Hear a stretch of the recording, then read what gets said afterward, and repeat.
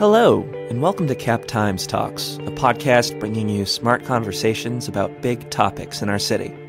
On today's show, we ask, how can Madison get better public art? From the statue of Abraham Lincoln on top of Bascom Hill, to the dozens of fiberglass cows that pepper the Madison landscape, public art plays a major role in shaping our city. So, earlier this week at the Madison Museum of Contemporary Art, the Cap Times hosted a conversation with artists and art administrators about what we want public art to say, who should make it, and how it should fit within our city's landscape. The panel included Kelly Park Snyder, an artist and activist. I'm just driving through town and I just say, there should be art there. There should be art there. There should be art there. I'm always seeing this.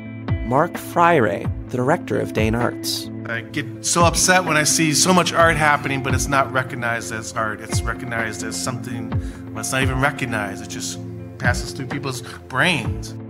Karin Wolf, the Madison Arts Program administrator. It is our collective space. It is our shared space. And when we put something there, we have to be very careful about making sure the voices are at the table and making sure we've done our due diligence. And Faisal Abduallah, the Creative Arts Community Faculty Director at the University of Wisconsin-Madison Arts Institute. The artist must be given space. The artist must be given, a certain amount of capacity to create the work. Cap Times reporter Lindsay Christians moderated the discussion. I'll let her take things from here.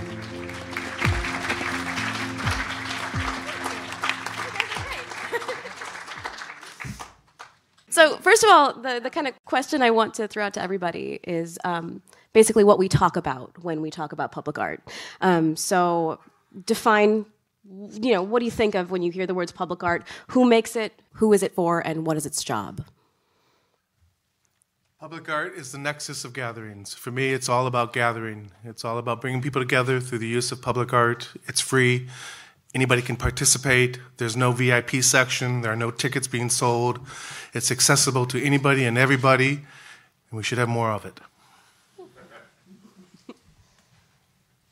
I think sometimes public art can be very problematic because I think there's almost like a mini mafia that takes place because sometimes there's one opportunity, there's one site.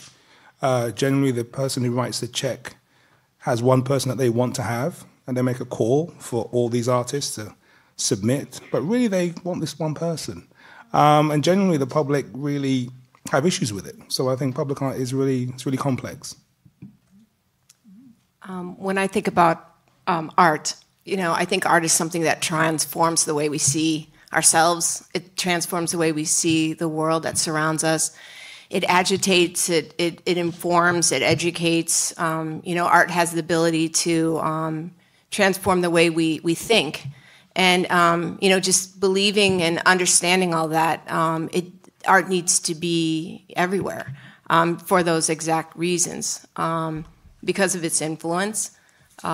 But we just have this, many times we think that art belongs in institutions, museums, universities and places like that, so we have a hard time seeing that that it needs to be in all kinds of spaces, just for those transformative reasons that I brought up.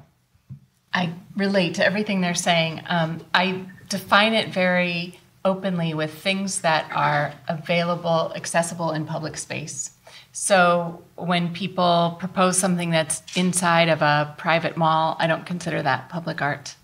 I consider, things in the outside world, things in the public library, in our public spaces, and things that we come together collectively to make meaning out of the world we're in right now. I feel like when I bring up public art, just with my friends or other people that I'm chatting with in the office, one of the first things that comes up is bad public art, like things that people dislike. And I don't think I have to be specific about that in Madison. But I do want to sort of throw that out there, too. So what makes a piece of public art not work? I know which piece you're talking about. Oh, it's between a couple. I think that, the city of Madison just passed a Percent for Art ordinance, And it actually had one a long time ago. And one of the reasons it kind of faded into the non-existence is that a piece of public art happened in Madison that I really happen to love, the Haas mural. And from what I've read in the papers and what I've tried to put together, it seems that people felt left out of the process, that they felt it was imposed on them, that they didn't have a voice. And I think it is our collective space, it is our shared space. And when we put something there, we have to be very careful about making sure the voices are at the table and making sure we've done our due diligence with a participatory process. People will not like it. There will always be people who will not like it, but it really helps to be able to say, this is what we did to try to come to an agreement on this piece. Well, I think the beauty of public art is that you love it or you hate it. You immediately have a reaction. There's no, I'm not sure, it immediately forms an opinion, and that's the beauty of it, and that's the gathering process of it, is that when you are in the public domain, you see art, whether it's, and I don't mean just visual art, it's theater, dance, performance, literary, multicultural, multidisciplinary art, filmmaking, all of that in the public domain allows people to come together and hate it or love it, and then we have a discussion. It's pretty simple. I mean, I think I agree. And I think with all things being equal, where you have the artists and you have the public or the people who may want to have input, I think the artists must be given space. The artist must be given, a certain amount of, capacity to create the work. Because I think if there are too many voices within the mix, then I think the artist is compromised. And no artist wants to make something publicly. I'm sure artists are in here. I've been in that situation, whether it's been in a show, whether it's been making something for a magazine, that they feel they're being compromised. And in some ways, the work doesn't become theirs. So I think it's important to create the space where the discussion takes place, where the artist who is being selected or artists have a process, a work process that really can dialogue with the community, but also that artists can essentially keep their identity within the work.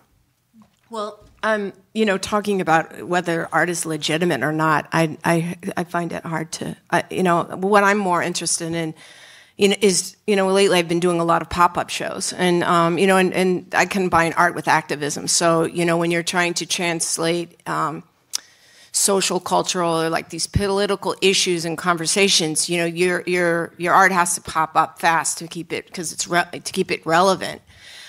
Because it needs to be in the now. So I think having shows pop up in all kinds of spaces, and because there are so few spaces at this time, many of the times that these shows are brought up, they're temporary, and then you don't have to deal with a lot of the lengthy schedules.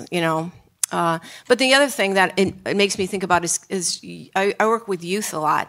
And young people are so tired of being bystanders, and just sitting around and having this garbage on the television just thrown at them day after day. And what I have found that, working with young people and getting young people engaged in the process of creating art and transforming their environment so it represents them and their history and their community, that's powerful. And whether some people think that's legitimate or not, it is. It's art. It's very powerful. I was going to say, several artists also like the idea of interactive art. So it's not art unless audience participates. And that's some of the art that you see done publicly, where it has an interaction with participants who are walking down the sidewalk, who see public art, who have an option to participate in that process. Because for many artists, it's not actually art until there's some interaction with participants. So one comment I've seen sort of in advance of setting this panel up was that public art needs to be in support of the producers. And that I know I've seen arguments for and against this idea of having our city's major public art made by people who live locally in Dane County, or opening it up sort of nationally. And I know that there are some different views in this panel, and I would just love to hear your perspective on whether Dane County should prioritize Wisconsin artists over folks from out of state when considering public art. There's a field of public art administration, and there's best practices within that field. And We often debate at the Madison Arts Commission trying to strike a balance between prioritizing and celebrating and supporting our local artists who need our support, and also making sure that they have opportunities elsewhere. There's kind of a gentleman's agreement, forgive the gender bias in my phrasing, among arts administrators that we try not to restrict calls when possible, and particularly in a state like Wisconsin, which spends 14 cents per person on art, whereas our neighboring state in Minnesota spends $6.01. If they restricted their calls to local artists, our artists would not be eligible to go work in a state like that or in states that are funding. So we all have sort of a, let's try to keep the calls open, and that's actually a benefit to our local artists elsewhere. At the same time, good public art is very responsive to the site that it's in, and no one knows our community better than people that live in our community and are invested. So we do give a slight prioritization to local artists in a public art call, but we really try to keep the doors open. You know, art that's done by outsiders, as much as I agree with Karin on having artists coming from outside the community, that money's leaked out of the community when they leave. I'm a very big believer in local art because there's so many great local artists of all disciplines that we can keep it local. We did an economic impact study in 2016 based on the numbers of 2015, and $250 million goes back into the local economy in Dane County through arts and culture. That's significant. That's an economic driver. And I know many individual artists put their money right back into the local economy when they purchase materials that they need to purchase. So I'm a strong believer, and we could be doing things more locally. We buy local produce, we buy local farming. Well, we should be buying local art. And most businesses need to step forward, and we need, as artists, need to do a better job at getting them to step forward. I'm not putting the responsibility on corporations or businesses. I'm putting the responsibility back on us to make sure that we're more vocal and visible about the work that we're doing. I just want to disagree with one point. Even when we hire an artist from Texas to do a project here, if that budget is $100,000, they may take $10,000 out of the community, but they're probably hiring local engineers, local fabricators, going to our local paint stores, and a lot of that money does stay in the community. So just want to keep that perspective. I mean, for me, I'm actually not from Madison. So, you know, this is my fourth year, and I love this city. I think I'm a resident of Madison. And I just think, you know, public art, you should just have the best. You should have the best. And this city, every year, is in the top 10 cities in the whole United States of America. That is an amazing, you know, label to have. So if it's a destination site for people to come and it's accoladed, then I think there should be artworks in Madison that are in the top 10 in the United States. Now, whether they're from the community, I don't care. Whether they're from space, I don't care. As long as they can provide the best visual experience for Madison. Yeah, and just going with that, I mean, I think the problem is we don't have as many opportunities as we need to have. And I think that's the problem that we need to solve first, is like having more opportunities for artists and having more public art possibilities in this community. That actually leads really well into my next question, which is, I heard a lot of discussion about how we can get more public murals in Madison, sort of both like temporary murals, like on the side of Mother Fools, that kind of changes regularly, and more permanent murals as well. And so I saw a suggestion, for example, on Facebook for like freestanding walls near Central Park, where, you know, we could just have temporary murals happen. So how can Madison encourage more work on murals like this, whether by professional artists or with community collaborators, sort of both temporary and permanent, suggestions for fewer city-county hoops to jump through for artists? How can we have more public murals? Well, in Dane Arts, Mural Arts, which Alicia, Amita, Amy have all been a great part of. Jenny, you know, was originally started out of the offices of Dane Arts in 2014, but based on a lot of what the city did with Sharon Kilfoy long before that. But the county, I don't know whether it was a mistake or a good reason, I said yes when Sharon came to me about starting the mural program in Dane County, and we did. But through all the bureaucracy and the hoops we've had to jump through, thank goodness the success of the mural program has been so wildly successful. You're now your own nonprofit, you have your own board. The county gave us a building in which now houses them at $1 a year. So there are ways that there are partnerships that can happen that creates public art on a long-term basis as well as installations on a short-term basis. But I think there's whole lots of ways we can create art, and we all want the highest artistic merit on anybody. But if we can go local, I'd rather go local than outside initially. But we all want the highest artistic merit. And I think the city has gotten better, I want to say, without jinxing myself, over many years in terms of allowing permission walls and allowing murals on public buildings. One of the things that they look at is where is the mural going to be? So there's certain areas, urban design districts, historic landmarks that are regulated, but basically private property, it's pretty easy to put a mural up or put a permission wall up. And the Madison Arts Commission has even funded permission walls in various places, just to get the infrastructure going. Permission wall is a new phrase for me. So what's a permission wall? It's just a wall where, aerosol artists have the right to go and change out images, and Mother Fools is an example of, the best example, I would say, in Madison of a good permission wall. And they're a little bit more systematized in some spaces, but I think it works well for us here. And, there are things that we learn. Brazilian artist who lives in Madison has a lot of ties with Brazilian street art collectives, Enrique Narde, and he came last year to Madison Arts Commission wanting to do a mural when he had an artist team in town. And the hard thing was identifying the site, because you need to find a property owner that's willing to have that treatment to their building, that doesn't have historic brick and is ready to go. And so as private owners come forward and avail their space, I think we have the artists and the desire to fill them.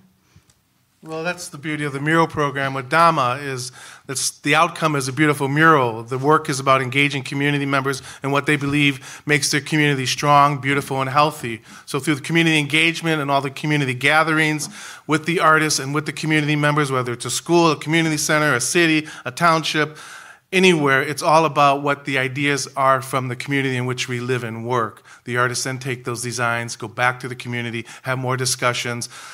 Everybody's allowed to participate from the beginning until the end, and that's the beauty of this public art with Dama, is that everybody can participate, and then you have the outcome of a beautiful mural done on polytab that can be used anywhere and moved anywhere at any time, and these guys have shown how great it can be done. So thank you guys. Yes. I think two kind of ideas that came to mind. I mean, one was the idea of the art department. I think we have a wonderful department here, and I don't know if there's any crossover between how graduate students could have some kind of experience doing murals. So at some point, if there's a way in which that there could be some kind of training or some kind of opportunity, there's a small award where they get an opportunity to do some kind of mural work, I think it would somehow nurture that notion of local. And also, I'm curious about the idea of the word community, because I work with communities as well who don't feel part of the community. They have no say in a sense what happens visually. They don't feel a part of the museum because they feel they have to pay to come in.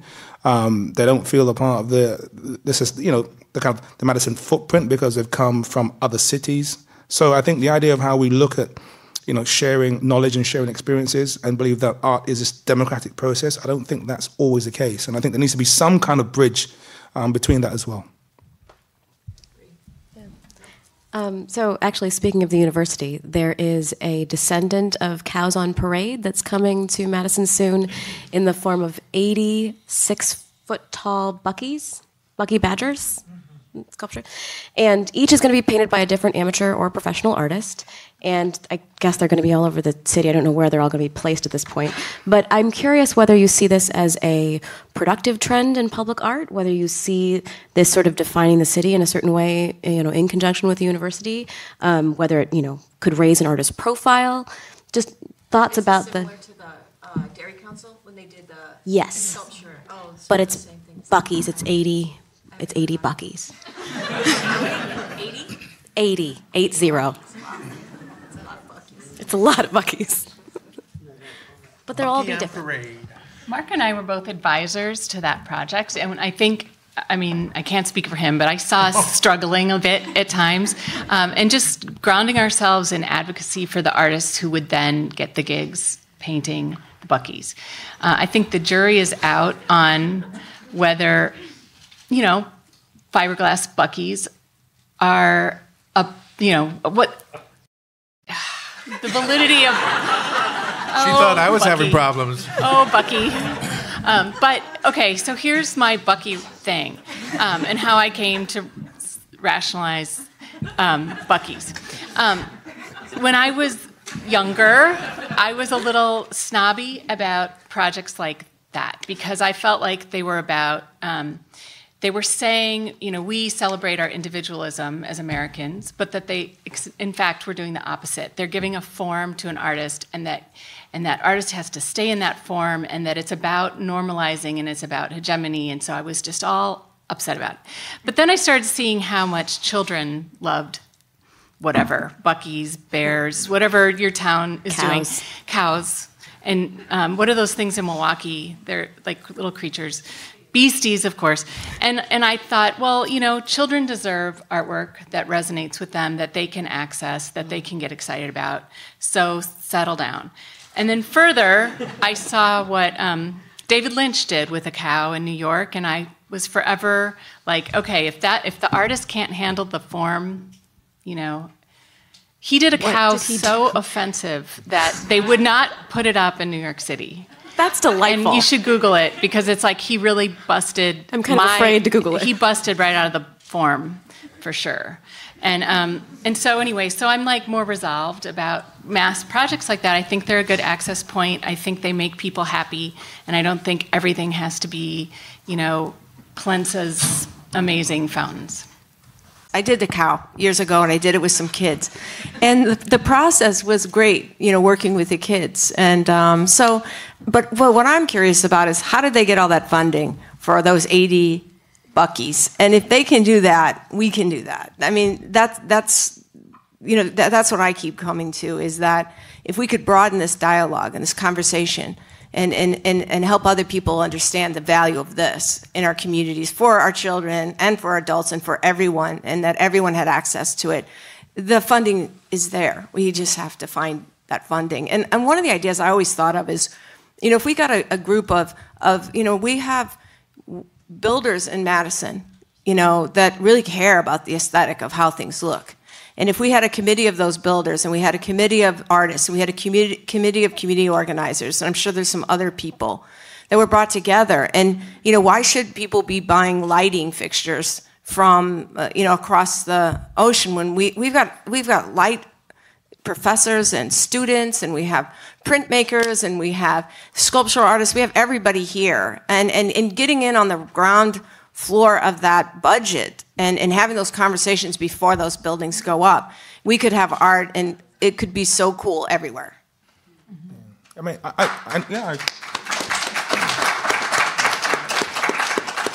I totally agree 100%. I think the whole idea of innovation is everything.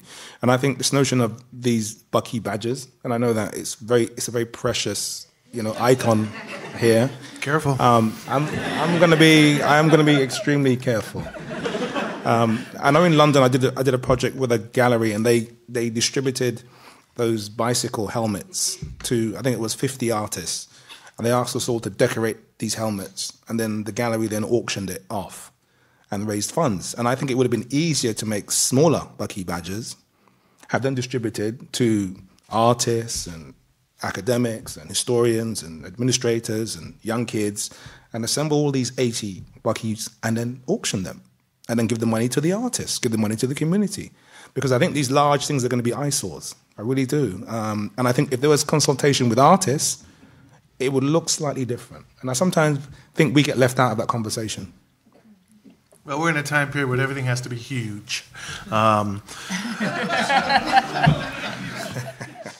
But let's not just think about visual arts. You've got a lot of activity. You got the Madison Music Day that the city Make Music Madison. Which, look at your reaction. We talked about Bucky.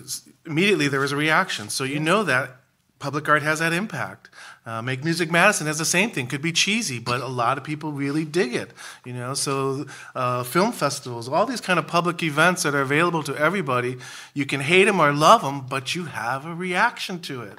And that's when the discussion begins. That's when we need to start moving to a dialogue, to move to actually raising funds, to making more art happen across all disciplines. Again, not just the visual arts.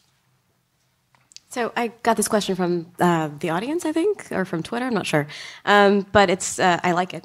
What is public art's relationship to overall urban design? And should the larger urban landscape be a consideration in the commissioning and placement of public art? Yes. Yes. You got landscape architects working with artists. Absolutely. A whole lot of ways that can happen. Yes, it should be happening. Yep. It should be fully integrated. I'm really glad that my position is within the planning department. So when there is a new neighborhood plan or the city's comprehensive plan or even just a site being developed, public art is at the table and it's an integral part of the plan. In fact, our public art framework requires, as our best practice, and we don't always hit it, but we try to have an artist on teams, urban design teams. So when State Street was designed, for instance, the engineering firm that was hired had to have a landscape architect and a public artist on the team to kind of inform the whole vision of the project. And we did that with Central Park. Lorna Jordan came in and just helped choreograph the flow of that park. We only have her bathroom, unfortunately, and then the funding ran out. But we have a Lorna Jordan designed bathroom in Central Park, and I'm sticking to it. And as far as your point about artist-made parts, I think Seattle has sort of the best model of city government choreographing that and having artists, an inventory of artists and what they can design and incorporating that into the actual building of a building. And we did it well with Central Library, worked with the architects. Part of that architectural budget went and paid for artists to do the pod chairs in the children's library, the wallpaper throughout the building, some of the dividers. It was very successful, and they used their budget for off-the-shelf pieces, and it was cost neutral. Yeah. So we do hope to do more of that, especially as our public art, our percent for art ordinance kicks in. That was a great job. Yeah. Kelly, I'd love to hear some thoughts from you about sort of the intersection of arts and activism, and Faisal, you may have some thoughts about that as well, in terms of sort of that line a little bit also between what we think of as community art, so art that is driven by the people who are making it, maybe the teens or community members, and art that is either professionally led or professionally sort of solo done. But I wonder if you can just talk a little bit about your experience with that. Well, I think that artists and activists, for me, I'm the luckiest person. I get to combine these two things that I love to do. And there's a lot of similarities because, artists tend to be people who are very bold, they're risk takers, they're truth tellers, they're problem solvers, they're innovative, they cross the line, they don't sit and wait around for things to happen, they make them happen. And and activists are the same. They don't just sit there and say, wow, they're always like, this isn't good enough. I'm not content. I need to change this. This problem needs to be solved. So they fit together very well. So I look about that in like a cultural sort of social explanation, but it's a little tricky because as an artist and an activist, when I'm creating a piece, there's always this tension between as the artist staying open and allowing interpretation for your audience. But then as an activist, there's this very didactic sort of intention that comes with the art, where there's a message, that I'm trying to relay. So it's kind of a complicated place in some ways. But for funding and things like that, it's a tremendous place because you're not only accessing funding from an arts organization, you're connecting with organizations who care about the interests that you care about. But I think the most powerful thing is that you can use art as in this coordinated effort of engaging communities and creating these conversations and this dialogue centering around these issues. And art has this magic, this ability that it connects people to these ideas in ways that preaching at people and yelling at people, it just doesn't connect you in a way. It's not as transformative. But as an artist, there's always that tension. Excuse me, the tension. Am I being too, am I directing this too much? I did a gerrymandering piece where I was looking at minority voters in prison gerrymandering with a friend of mine, Matt Rothschild. And so we're creating this, and we're looking at the gerrymandering lines. And so as I'm getting into this huge piece, I didn't want to get lost. Those lines are important for the viewer to understand how corrupt they are. So but as an artist, I'm really having fun because it's super abstract, and it's always that balance. So, I think for me, sometimes when I work with the young people, they come into my studio, and I tell them, I just want to teach them three things: thinking, making, and dissemination. And I say that the work itself, the process of making art, isn't always physical, because what they're going to experience in my sessions will be something that maybe helps them evolve as a human being, and maybe there isn't any product. And what I mean by that is these young kids come in and they really look empty, void of any inspiration because of their experiences. And I ask them a simple question.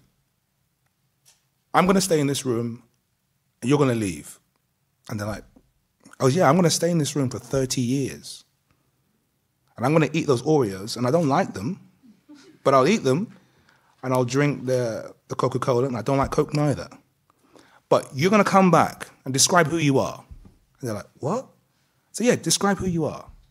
So they say they walk in the room, and I said, well, who are you? And they give me some odd answer. I said, did you drive here or did you walk here? And they went, oh, I drove. I goes, what did you drive? So I drove a Bugatti. What color was it? And as I keep asking the question, you can see them getting deeper and deeper into this thing about wonder. What it is to just imagine something that potentially may be impossible. And then when they finish after 10 minutes and they're giving this wonderful story, what they were driving, what they were wearing, the kind of food they were going to bring for me to eat, where they live, what kind of things they have in their life, I said, all of that is possible. But what you've done more importantly is the capacity just to wonder. And for me, for a young person to have that as a starting point, for me, it gives them all the kind of the instruments to either be the best at banking or be the best artist or be just the best human being. So for me, in some ways, that whole process of how ideas are formed is very much an important part of somebody's just makeup and how they choose to then self-identify. Right, to use it as an educational tool. For me, using art as an educational tool to advance our communities, to work with young people. And I'm a firm believer, if we had more access to arts for all our communities, there wouldn't be an achievement gap, there wouldn't be any racial inequities as much, you wouldn't have young people fighting because they're too busy drawing, they're too busy playing, they're too busy doing something creatively active to keep them engaged. So it's all about the process, with the outcome being something wonderfully creative by young people and by communities. Mm-hmm. It can be done.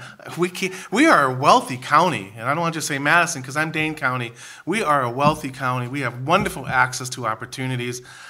I think it's really dependent on us here to start being a little bit more vocal about how we go about doing this and really understand the process and raise money and make money. You can't go to the grocery store and buy groceries with passion. You need cash. So we should make money at the same process. There are a couple questions here from the audience about how public art commissions are publicized, how you find out, when there's a public art opportunity, and also sort of how, kind of connected a little bit, but how artists can get involved when high-rises go up and how we can see, high-rises covered in art. Well, you should go to the DAMA website, daneartsmuralarts.org, because they not only have classes and workshops, they have a book that we wrote based on how to create murals in a community. You can actually participate and get in training as a muralist. I think a lot of it falls back onto each one of us to be doing our due diligence and really look what is available. At Dane Arts, we just had a grant cycle where 86 organizations submitted what normally are 50 or 60 applications. We had 86. But all those 86, I got 1 or 2 calls from an arts organization for the grant cycle, meaning that people out in the community are not being active enough by contacting a one-person office to ask how they can participate. Rarely do I get a call from an arts organization saying, how can I help the county raise money so it can go back into the community to help us as individual artists and arts organizations? I'll get the call on saying, why aren't you raising more money? Why aren't you doing more work to help us? And I'm trying, but I really think it falls back on all of us. So I've got a quick question. So the opportunity for artists to be trained to do murals, do they pay to do that, or are they paid for their time? They're not paying necessarily right now, right? We're bringing in art. We're trying. They're just scrimping to get by. This is why I say you can't buy groceries with passion. We give art away so much because we care so much about it. So the Dane Arts Mural Arts, you could just go to the website, put your name in, submit, and fill out the application and participate in training. So there is no cost right now. Yeah, and it goes back to my earlier point that I know that when I graduated from art school, I couldn't give my time to go and do some training because I needed to pay my bills. So if there was a way that I could get that training whilst I was studying, because I'm already studying, so I'm already at the university, so there's an opportunity for me to learn something while I'm studying, that when I leave, I've got the skills to then possibly apply that to then have a job. So I think we have to really think about, the artists, because some artists do not have, to be fortunate enough to spend 2 weeks learning how to do a mural, because I think they've got to pay their bills. And sometimes, the wolves come knocking early. The city posts our calls through the city's, vendor system. We go through our city purchasing system. I try to boost that by using available networks such as CODA, which is right here in Madison, and they're a arts administration organization that puts public art everywhere. They work with governments in certain cities that don't have an art administrator, and they work with private companies here in Madison. You've seen, you've probably noticed an upsurge in the number of private developments that incorporate public art. The AT&T building with the waterfall mural. Sorry, I don't know the artist's name off the top of my head. But those kinds of projects, they're brokering and they're coordinating so that the architect or the engineer doesn't have to do that. And they have a really big network. So we go through them. We go through Madison Arts Network, Milwaukee Artists Network, and we try to get the word out as widely as possible. I call Lindsay and tell her, please, this story is really good. Everybody wants this opportunity. And so that's how public artists can tap into opportunities that the city's advertising. But to become a public artist, one needs experience creating public art, which is difficult to do if you can't get a gig because you haven't done it. So the city has a program that we've run for a long time now, over 10 years, called Blink for temporary public art. And a lot of students have used it to kind of get their feet wet, see if they like working in the public realm. The public realm isn't for every artist. You do have to work in a public process. You're highly criticized by the whole world, usually. So by doing a Blink project, you learn all the steps. You learn how to get the permissions. You learn how to, if your project is big enough, how to work with an engineer to get it designed correctly. And you will be torn apart, but not quite as much as if it were permanent. And you get paid a slight amount. So we encourage people to keep their ideas modest so that the amount that we can afford to give for those projects can compensate for the artist's time and materials. And so that's it's a way for artists to just recognize an opportunity. They're not responding to, we have a site here, it needs to be a penguin, it needs to be 6 feet tall. They're saying, I've seen this empty wall every time I walk to work, and it bugs me, and I think it needs dancers climbing down the side of it. And I'm going to make that happen. And it gives you the opportunity to kind of imagine the community you want to see. Couple more questions from the audience here. Are there any, I think this has to do sort of with artist rights, among other things, but are there any plans for protecting public art that's on private property? So in other words, a mural in a private building that is being demolished or renovated or, covered over by an enormous terrace. Well, you just create more art. No, I mean, there's federal law that protects it. I don't know if anybody saw recently, a week ago maybe, the Artists of 5 Point, a big graffiti project where a developer wanted to sell the building and whitewashed the art away, and the artist just got, I think, over $5 million settlement. And it's going to change the way VARA, which has been a law since the early 90s, is interpreted, the Visual Artists' Rights Act. It's been around for a long time, but typically when you say, you really shouldn't remove that way, you're violating VARA, or that's against VARA, people go, VARA, it doesn't have any teeth, nobody uses it, it's not a big deal. But this is really a game changer in how people are going to look at the rights of a visual artist to have their work not trashed, basically. And you can still remove artwork under VARA. You just have to let the artist know we're going to be removing this artwork and negotiate with them. And I think more and more it will even be affecting us here, and it'll be applied here locally. And read your contract. I mean, write a contract. Write a contract, write a memorandum, whatever. Read it, though, because I know a lot of us may not when we get that contract on the rights you have. You have a lot of rights as an individual artist, but a lot of times we don't quite understand the language in these contracts. Mm-hmm. But everything should be in the contract, spelling it all out. I've gotten in a lot of trouble writing contracts for artists that weren't quite right at the county, and they were quick to point it out, mm-hmm. and had to start all over again.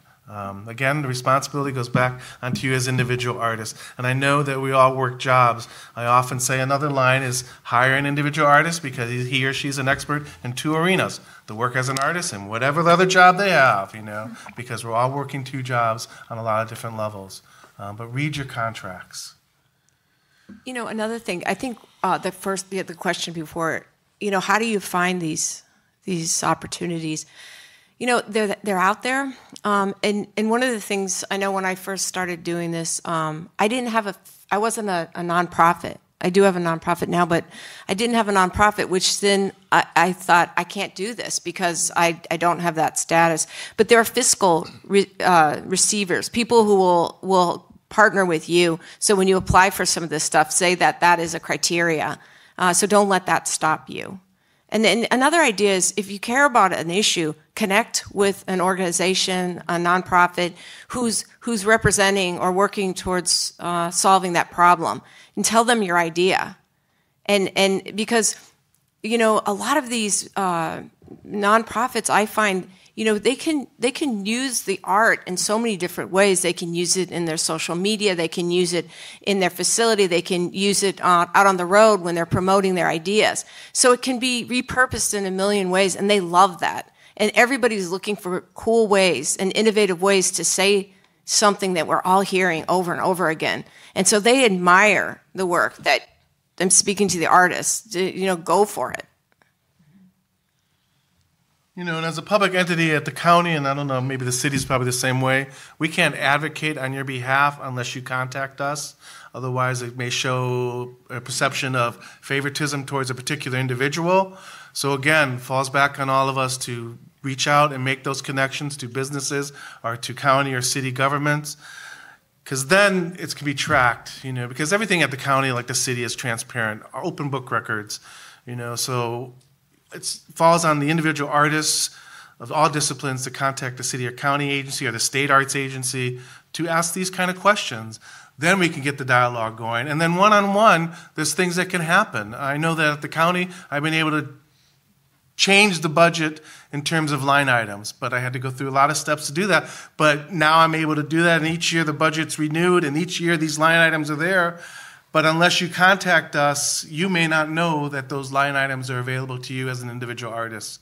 So off the record in this recording, contact the city or county agencies or state agency, our national agency.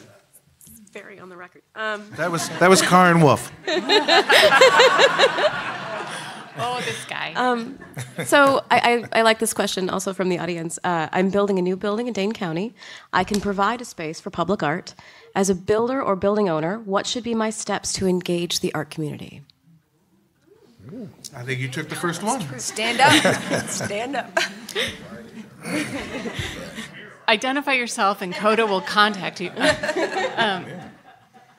Yeah, I really do recommend using a public art, either someone who's privately practicing public art administration or a company that does it, because there are a lot of there are best practices, and and they will be more likely to be connected to a vast network of artists that can work with you and help you, just get the right fit for your project. If it's private money, you can also just approach an artist directly if you like their work. Right. Yeah. That's true. Just so that gets on this recording as well. The response from the audience member was just that you can approach an artist individually if you like their work, which I like a lot. So this is a couple of questions, and it's a little bit more broad. But, how many artists do you know who are making a living off their work, and what would you like that number to be? And how much does the average project you fund cost, and what do you think it needs to be? So what should be? I would say a lot of the artists that work in public art are actually making a living in their work. They kind of have to be machines in order to make a living in public art, but because you have to answer calls, you have to fabricate, you have to install, you have to really be a jack of all trades. But often when they get to that level that a community is willing to say, we're going to pay $100,000 or $300,000 or $26 million for CloudGate, they're making a living at that level. Locally, I know a lot of artists who aren't making a living in their art, and they're creative entrepreneurs. They're patching it together. They're doing many, many projects to make ends meet. And I wish it was much more feasible for artists locally, outside of the university, to just be able to make a living as an artist. I don't know. Maybe that everyone who wanted to make a living as an artist was making it, I guess.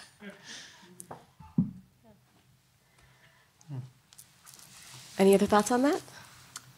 I think it's scrappy. I'm not at the level that does that kind of work at all, not even close. So it's putting together artist in residencies, going to schools, making art, getting funding through state, local foundations. I think it's a great way to do art, but it's not for everybody. You got to write grants. You got to do a lot of stuff that isn't creative at all. You're pushing your pop-up shows. I love them because they move really fast, and you're constantly, moving art. But you're also creating an exhibit. You're promoting your exhibit. It's a hard way to go. But you're connecting to the most phenomenal people. So so it's different. It's not for everyone. There's a lot of us in this work that will do anything to help individual artists across disciplines. But the one suggestion for anybody I work with is always understand your budget. I'd rather look at a budget and get a sense of what the project is by looking at your numbers. And a lot of us aren't able to, or don't do a very good job at understanding budgets. But there are people that can help you with that, and we want to. If you get a sense of what your budget is and you get a sense of what your hourly time might be, you have to decide what I get asked a lot, well, what do you think my time is worth an hour? Well, I don't know. You have to determine that. And there are mechanisms that you can go about finding out how to determine how much your time is worth as an hour if you're an expert in that arena or if you're a volunteer doing that work in a different arena.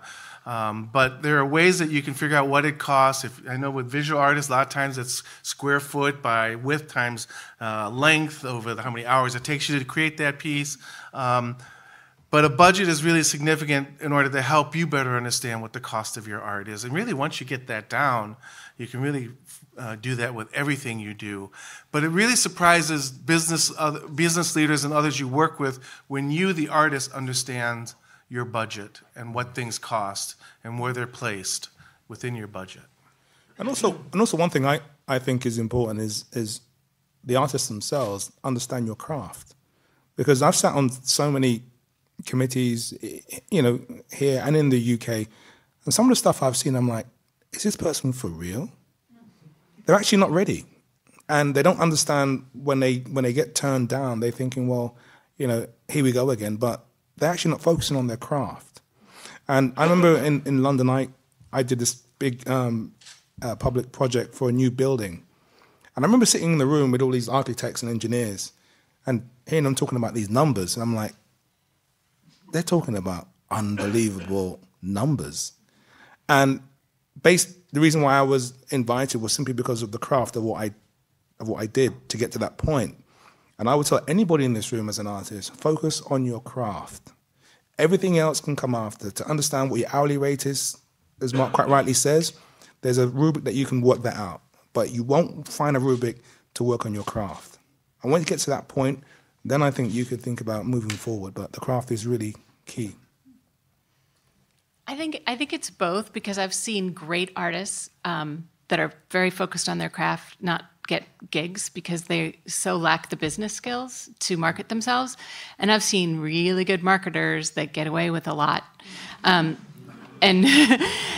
I think, if you can be both, Springboard for the Arts does a really good class in writing a business plan.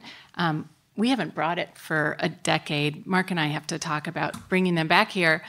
I learned a lot from it because at the end, you have to be able to buy your groceries, put a roof over your head, pay your health insurance. There are costs. And so you have to be able to do the numbers and show that you can make enough. Or do you have to be a 20-hour-a-week artist and take a 30-hour-a-week job someplace else? And it just helps you face the reality once you crunch those numbers. I want to ask this question sort of in light of something, Karin, that you mentioned recently, which is basically a database of public art in the city of Madison. And it made me think about, and this is sort of a question for everybody, when we think about the public art in the city of Madison, what do we want it to say? Like, what do you want it to say about us as a city? What legacy are we leaving for, the generations who won't remember us besides, the monument that we build and what do you want our public art to say? Are you asking them? I'm asking you guys. I also want to know everybody. What do you want the art to say? Because I deliberately try not to have an answer to that. I feel as a civil servant that I should respond to what the community wants our art to say. And luckily, most of the time in Madison, I kind of agree with them, but I think that what I hear when I go into Madison is a very unique place. They do like grassroots, locally produced, community-driven art a lot. And so they're just as fond of a Sid Boehm mushroom, very, very fond of a little concrete mushroom, as they would be impressed with how much was Plenza's fountain? I don't know, 15 million. So they do want to say something about neighborhood, about inclusiveness, community. The new project that we're going to put in at Pennsylvania Park, which is, you probably don't know where it is, but it's at Johnson and First Street. It looks like a big bike path. And that's what it is, but it's called Pennsylvania Park. And we're putting in a piece by Ray Chi, a Milwaukee artist, who really responded to a neighborhood assertion that we're about inclusion, and we have our own village, and we're a very diverse neighborhood. And he created, or he's going to create, this big scale words, the people's pronouns it's called, and it says, we and ours, and it extends the length of the park. So as you're biking through or running through, you'll get this message of affirmation. I don't know if that piece will last 100 years. So I don't know that we'll need to worry about future generations and how they'll interpret that. But I think Madison is got some good values, and they express it through their public art. I just have this problem that I'm just driving through town, and I just say, there should be art there. There should be art there. There should be art there. I mean, everywhere I go all the time, it just happens. I'll be out in the forest. Wow, there should be a really huge scaled flower right there. You know, it's just like I'm always seeing this. And this, I wish I had this magazine. I'm not making this up, but I was flying the other day. I was on a trip, and I picked up the American airline, little magazine, and I just flipped through it. And it was astounding how many articles were in there about the arts, public art. I think there were 5. And I'm not even including, music and food and all that stuff. I'm just talking about visual public arts. And it was, and that magazine is all about promoting visitors to a community. And I mean, I think it spoke really loud about the value of all of this and why we need to have more of it. That's just an economic reason. I mean, the Olympics are all about the arts. I mean, the opening night for the Olympics, nothing but art. The speed skating, skating last night, the short skate and the other skaters, just incredible art. I mean, but there's been no mention of the art. Halftime shows at the Super Bowl, nothing but art. I mean, we've got it everywhere. And we are not doing a good enough job at making sure others know that this is art and this has an economic impact and this is a driver in our communities. I just had to say that because I get so upset when I see so much art happening, but it's not recognized as art. It's recognized as something, well, it's not even recognized. It just passes through people's brains. And for me, I think slightly different about public art now. I think public art should be relevant because ideas don't stay the same for 100 years. So, in the UK, we have this thing called the fourth plinth. So in Trafalgar Square, there's always an empty plinth. And every year, a curator curates an artist to put something on this fourth plinth. And I think, a lot of the public art that we create should only have a certain amount of time to be here because it was about a particular kind of idea. And then in 20 or 30 years, people think differently. So then why should there be this index that had this kind of idea about what was happening socially that no longer applies? So a generation comes through and they're thinking, what's that about? So I think we should be more cognizant of how we can have these things rolling in and rolling out and making them more recyclable. We'll just roll them in and roll them out. As we change and transform, so should the work. Otherwise, we'll have Bucky Badgers for the next 100 years. Yeah, there you go.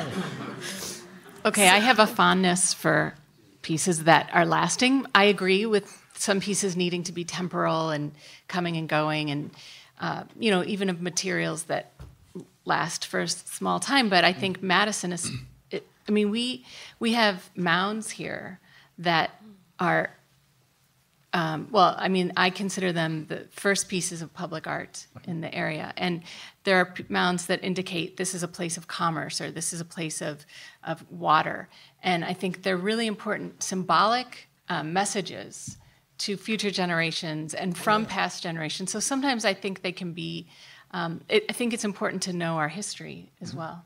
We're about ready to wrap up here. It's about 8 o'clock, but I did want to just open it up for one kind of final question, which is just if you have a single or 1 or 2 pieces of advice for local artists looking to do more work like this, what would that advice be? My advice would be, it kind of goes along with what Mark was saying, is that you can't know how to do everything. And so the minute you stop, do the things that are unique to you and the skills that you can do. And maybe the business stuff isn't your deal. Get help with that. Because the minute you stall and you stop your project because you don't know what to do is the minute that you don't complete it. So, I'm constantly handing things off and I'm moving things all the time just because I got to keep going. There's always a way to find out. Like Mark taught me how to write a grant. The very first grant 20 years ago, he taught me how to do it. There's people out there that can help you do it. If I can write a grant, anybody can write a grant. And then now I don't write them. Somebody else writes them for me. You just you figure out, okay, I'm not going to do that. That's what you learned to get someone else. And you work it out. It's like this flow that goes, but it's going. Well, my one comment is not so much about the art, but we need to be on commissions, we need to be on boards, we need to run for public office, we need to be at the policy decision-making table, because I've seen far too many examples where communities have destroyed art but nobody on that commission or that board was an artist themselves. So I know artists would speak up for other artists if that was to happen, but I don't see very many of us, and I really appreciate the City of Madison getting artists involved on their commissions and various committees. We just need to participate more at that level. I know we hate doing it, but for me, that's the elephant in the room right now. What boards are we sitting on? What commissions are we sitting on? What public offices are we running for? What are we doing to help ourselves to create better policies for individual artists? Wow, now I'm totally off track and I forgot what I was going to say because I agree with that and vote. All right, so my two pieces of advice are to begin it. You know, if you have a vision, if you have something you want to accomplish, begin it. And also to temper that with kind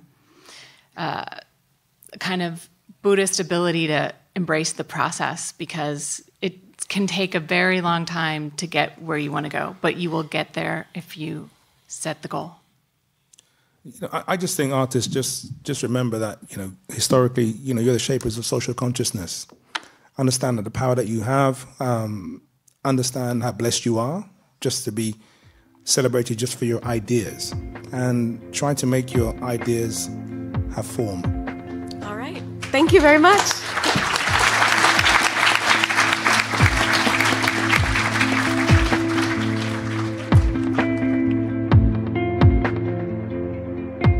Thanks for tuning in to this episode of Cap Times Talks. We put these talks together about once a month or so. In the meantime, you can check out our other podcasts, including The Corner Table, The Cost of Opportunity, and another show brimming with great conversations, just like this one, called Live from Cap Times Idea Fest. Please subscribe to this show on iTunes or wherever you may find podcasts. I'm Eric Lawrenson, and thanks again for listening.